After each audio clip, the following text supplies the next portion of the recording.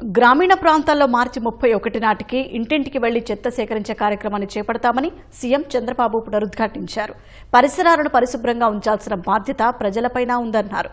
అదే సమయంలో వైసీపీ నేతల తీరుపై ఆగ్రహం వ్యక్తం చేసిన సీఎం చంద్రబాబు చేసిన తప్పును పక్కదారి పట్టించేందుకు ఎదుటి వాళ్లపై ఆ తప్పును నెట్టే ప్రయత్నం చేస్తున్నారని మండిపడ్డారు. ఆదాయానికి చిరునామాగా ఏపీ మారాలని ముఖ్యమంత్రి చంద్రబాబు అన్నారు. పల్నాడు జిల్లా వినుకొండలో ఏర్పాటు చేసిన స్వచ్ఛాంధ్ర స్వర్ణాంధ్ర కార్యక్రమానికి ముఖ్యమంత్రి హాజరయ్యారు. ఘన వ్యర్థాల సేకరణ కోసం స్వచ్ఛ రథాన్ని ప్రారంభించారు. దివ్యాంగులకు 3 చక్రాల వాహనాలను అందజేశారు. వివిధ ప్రభుత్వ శాఖలు ఏర్పాటు చేసిన స్టాళ్లను తిలకించి 561 స్వయం సహాయక సంఘాలకు 100 కోట్ల చెక్కును పంపిణీ చేశారు. దేశానికి రాష్ట్రానికి ఎవరు మంచి చేస్తున్నారనేది ప్రజలు గమనించాలని సూచించిన చంద్రబాబు దేశానికి ఎంతో మేలు చేసే కార్యక్రమాలకు ప్రజలు అండగా నిలవాలని పిలుపునిచ్చారు.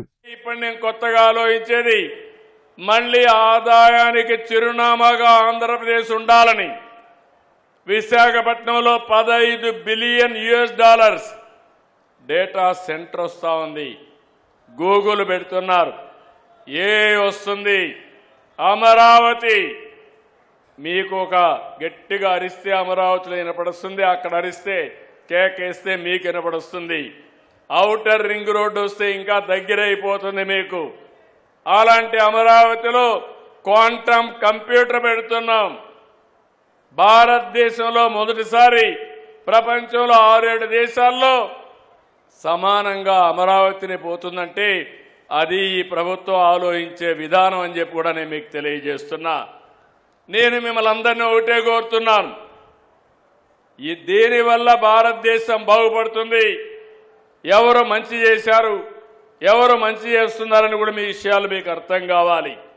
తిరుమల లడ్డూ ప్రసాదం అపవిత్రం చేసిన వైసీపీ నేతలు తిరిగి హెరిటేజ్పై ఆరోపణలు చేస్తున్నారని సీఎం చంద్రబాబు మండిపడ్డారు. చెడును నిరాకరించే పరిస్థితి ప్రజల్లోనూ రావాలని, అప్పుడే రాజకీయ ప్రక్షాళన జరుగుతుందని స్పష్టం చేశారు. సాక్షాత్తు వెంకటేశ్వర స్వామి ఫోటోను శాసనమండలిలోకి తీసుకువెళ్లి రాజకీయం చేశారని ధ్వజమెత్తారు. సాక్షాత్తు వెంకటేశ్వర స్వామి ఫోటో కూడా కౌన్సిల్లోకి తీసుకెళ్లిపోయారు.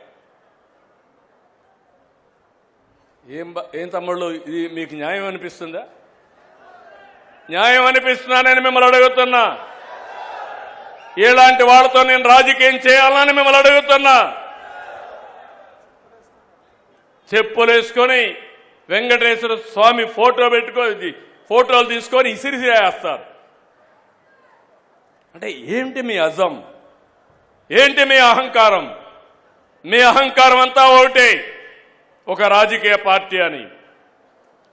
శివుడి తల మీద పాముంటే మనం ఏం చేయలేము, ఒకసారి అదే అనుకుంటున్నారు. నేను తప్పకుండా శివుడు తలపైన పాముంటే నమస్కారం పెట్టి శివుడికి దాన్ని బయట తీసుకొచ్చి పాముని ఏం చేయాలో అది చేస్తామని చెప్పి కూడా నేను మీకు తెలియజేస్తున్నా. అధికారంలో ఉన్నా విపక్షంలో ఉన్నా బూతులతో రెచ్చిపోతున్నారంటూ వైసీపీ నేతలను ఉద్దేశించి సీఎం చంద్రబాబు పరోక్షంగా విమర్శలు చేశారు. తల్లిని అనుచిత వ్యాఖ్యలతో దూషిస్తే ఊరుకోవాలా అని ధ్వజమెత్తారు. డ్రగ్స్, గంజాయి మత్తులో మానవత్వాన్ని కోల్పోయి ఆడబిడ్డల జోలికొస్తే వారికి అదే చివరి రోజని హెచ్చరించారు.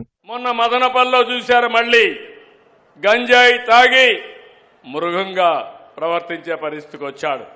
నేను ఒకే మాట చెప్పాను, ఎవడైనా సరే ఈ రాష్ట్రంలో మత్తు సేవించి తద్వారా మానవత్వాన్ని పోగొట్టుకుంటే ఆడబిడ్డల జోలుకొస్తే అదే మీకు చివరి రోజు అవుతుందని ఎన్నోసార్లు చెప్పాను.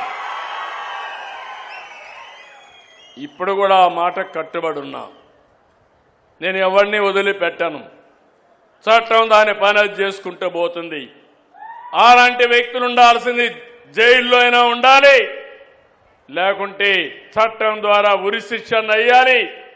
ఆ భయంతో ఎవరైతే ఈ తప్పులు చేశారో వాళ్లే అఘాయిత్యం చేసుకునే పరిస్థితి వస్తారు తప్ప ఎవరిని వదిలిపెట్టే పరిస్థితి ఉండదని మరొకసారి మీకు హామీ ఇస్తున్నా.